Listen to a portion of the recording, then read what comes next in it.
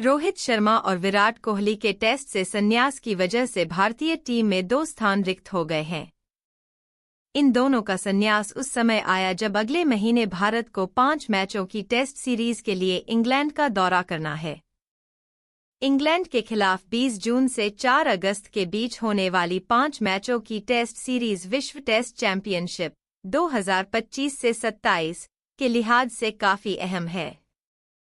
इसके लिए टीम का चयन जल्द होने वाला है, लेकिन उससे पहले कुछ ऐसे सवाल हैं जिन पर फैंस और चयनकर्ता जरूर सोच विचार कर रहे होंगे। आइए उन सवालों और उसके उत्तर के बारे में जानते हैं जिन पर अगरकर की अगुवाई वाली चयन समिति 19 मई को बैठक करेगी और भारतीय क्रिकेट के नए युग में प्रवेश करने पर चर्चा करेगी। कौन बनेगा कप्तान? शुभमन गिल कप्तानी की दौड़ में सबसे आगे हैं, लेकिन जसप्रीत बुमराह भी रेस में हैं। कुछ लोग यह भी मानते हैं कि केएल राहुल इस रेस में वाइल्ड कार्ड एंट्री हो सकते हैं। गिल 25 को उनके साथियों, चयनकर्ताओं और भारत के कोचिंग स्टाफ से समर्थन मिला है। उनका मानना है वह एक शांत और भरोसेमंद खिलाड़ी के रूप में विकसित हो रहे हैं। भले ही विदेशों में उनकी बल्लेबाजी अभी भी चिंता का विषय है, लेकिन वह सीख रहे हैं। हर कोई इस बात से सहमत है कि गिल में विकसित होने और लंबे समय के लिए कप्तान बनने के सभी गुण हैं। दूसरी ओर बुमराह ने ऑस्ट्रेलिया दौरे पर खुद को बतौर कप्तान साबित किया था। उन्होंने आगे बढ़कर लीड किया था। इतना ही नहीं, उन्हें अपने खिलाड़ियों से सम्मान हासिल है। उन्होंने पहली बार 2022 में इंग्लैंड के खिलाफ 5वें टेस्ट में और फिर 2024 से 25 बॉर्डर गावस्कर ट्रॉफी के पहले और 5वें टेस्ट में भारत की कप्तानी की। हालांकि बुमराह की पीठ में चोट रहती है और इस वजह से वह 2 बार लंबे समय के लिए टीम से बाहर हो चुके हैं। बुमराह चैंपियंस ट्रॉफी से बाहर रहने के बाद आईपीएल में एक्शन में लौटे हैं। मेडिकल टीम ने भी सलाह दी है कि वह इंग्लैंड जैसी लंबी टेस्ट सीरीज में हर मैच नहीं खेलें। यह भी संभव है कि बुमराह को कप्तान बनाकर शुभमन गिल को उपकप्तान बनाया जाए। इस स्थिति में इंग्लैंड सीरीज पर दोनों बारी बारी से कप्तानी कर सकेंगे। पंत भी रेस में है। यशस्वी का ओपनिंग पार्टनर कौन होगा?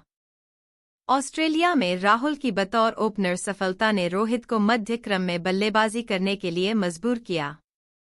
ऐसे में वह इंग्लैंड दौरे पर भी यशस्वी जायसवाल के साथ ओपनिंग करने के लिए रेस में सबसे आगे होंगे। ऑस्ट्रेलिया दौरे के लिए राहुल को मध्यक्रम के लिए चुना गया था, लेकिन रोहित की पहले टेस्ट में गैरमौजूदगी ने राहुल के लिए ओपनर का रास्ता खोल दिया।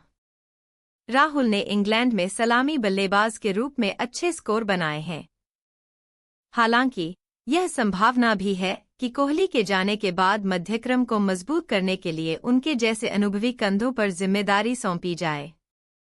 इंग्लैंड दौरे पर जिन बल्लेबाजों के चुने जाने की उम्मीद है, उनमें राहुल सबसे अनुभवी हैं। उन्होंने वहां 2 सीरीज खेली हैं और 9 टेस्ट खेले हैं, पहली 2018 में और फिर 2021 से 22 में। इसमें से एक को छोड़कर सभी में ओपनिंग की है। 9 टेस्ट में उन्होंने 37.31 की औसत से 2 शतक सहित 597 रन बनाए हैं। अभिमन्यु ईश्वरन और बी साई सुदर्शन सलामी बल्लेबाज के रूप में अन्य पसंदीदा खिलाड़ी हो सकते हैं या रिजर्व सलामी बल्लेबाज के रूप में दौरे पर जा सकते हैं। घरेलू स्तर पर 100 से अधिक प्रथम श्रेणी मैचों के साथ बेहद अनुभवी और सफल 29 वर्षीय ईश्वरन बंगाल के लिए खेलते हैं और पहले भी कई टेस्ट दौरों पर रिजर्व सलामी बल्लेबाज के रूप में यात्रा कर चुके हैं। उन्होंने हालांकि अभी तक टेस्ट क्रिकेट में डेब्यू नहीं किया है। तमिलनाडु के बाएं हाथ के बल्लेबाज साई सुदर्शन ने भी 2022 में प्रथम श्रेणी डेब्यू पर शतक बनाने और सलामी बल्लेबाज के रूप में विकसित होने के बाद से चयनकर्ताओं को प्रभावित किया है। साई सुदर्शन आईपीएल में शीर्ष क्रम के सर्वश्रेष्ठ युवा बल्लेबाजों में से एक रहे हैं। उन्होंने काउंटी क्रिकेट में सरे का भी प्रतिनिधित्व किया है और उनके लिए शतक भी बनाया है। हालांकि उन्होंने तब मध्य क्रम में बल्लेबाजी की थी। कुल मिलाकर प्रथम श्रेणी क्रिकेट में सलामी बल्लेबाज के तौर पर साई सुदर्शन ने 33 पारियों में 42.33 की औसत से 4 शतकों के साथ 1397 रन बनाए हैं। ईश्वरन और साई सुदर्शन दोनों भारतीय टीम का हिस्सा हैं, जो टेस्ट सीरीज से पहले 2 प्रथम श्रेणी मैचों के लिए इंग्लैंड का दौरा करेगी। इस सीरीज के लिए ईश्वरन को कप्तान बनाया गया है। कोहली की जगह नंबर 4 पर कौन खेलेगा? चेतेश्वर पुजारा ने ESPN क्रिक इन्फो से कहा था कि मौजूदा समय में नंबर 4 पर बल्लेबाजी के लिए कोई दूसरा खिलाड़ी नहीं है। कोहली ने 2013 में सचिन तेंदुलकर से नंबर 4 की पोजीशन ली थी। उससे पहले कोहली छठे नंबर पर बल्लेबाजी करते थे, लेकिन धीरे धीरे कोहली ने उस स्लॉट को अपना बना लिया। इसके बाद कोहली ने साबित किया कि जब तक आपके पास प्रतिभा है, तब तक उस क्रम पर बल्लेबाजी का अनुभव मायने नहीं रखता। मौजूदा समय में राहुल और गिल उस पद के लिए शीर्ष दावेदार हो सकते हैं।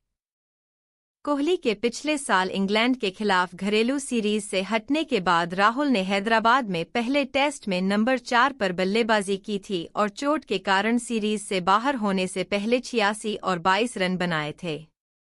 गिल ने टेस्ट में नंबर 4 पर कभी बल्लेबाजी नहीं की है। उनके पास भारत ए के लिए इस स्थान पर बल्लेबाजी करते हुए अच्छे स्कोर हैं। 3 पारियों में उन्होंने 143.50 की औसत से 287 रन बनाए हैं। हालांकि अगर राहुल ओपनिंग करते हैं तो गिल को नंबर 3 की जगह नंबर 4 पर बल्लेबाजी करनी होगी और फिर साई सुदर्शन नंबर 3 पर बल्लेबाजी कर सकते हैं। क्या नीतीश रेड्डी के लिए टीम में जगह है? नीतीश रेड्डी 2024 से 25 बॉर्डर गावस्कर ट्रॉफी में चौथे सबसे ज्यादा रन बनाने वाले बल्लेबाज रहे थे। इतना ही नहीं, MCG में पहला टेस्ट शतक बनाया था। रेड्डी, ईश्वरन और हर्षित राणा उस दौरे पर 3 अनकैप्ड पिक्स थे। ऑलराउंडर के रूप में चुने गए रेड्डी ने अपनी जुझारू बल्लेबाजी के लिए सुर्खियां बटोरी, लेकिन उन्होंने स्वीकार किया कि वह गेंदबाज के रूप में खरे नहीं उतरे। हालांकि इंग्लैंड में अगर रेड्डी को पिच से मदद मिलती है तो वह चौथे पेसर की भूमिका निभा सकते हैं। वहीं शार्दुल ठाकुर ने भी रणजी में शानदार गेंदबाजी कर अपना दावा मजबूत किया है। उन्होंने गेंद और बल्ले दोनों से अपना कौशल दिखाया। वह एक और विकल्प हो सकते हैं, जिस पर चयनकर्ता गेंदबाजी ऑलराउंडर या एक रिजर्व के रूप में विचार कर सकते हैं। 33 वर्षीय शार्दुल ने इंग्लैंड में अपने 11 टेस्ट में से 4 खेले हैं। इसमें 2023 में द ओवल में ऑस्ट्रेलिया के खिलाफ विश्व टेस्ट चैंपियनशिप फाइनल हार भी शामिल है। शार्दुल हालांकि 2021 में भारत की जीत के दौरान द ओवर की अपनी बेहतर यादों को संजोकर रखना चाहेंगे। तब दोनों पारियों में उनके अर्धशतक महत्वपूर्ण साबित हुए थे। रेड्डी और ठाकुर दोनों को इंग्लैंड दौरे पर भारतीय टीम में जगह मिली है।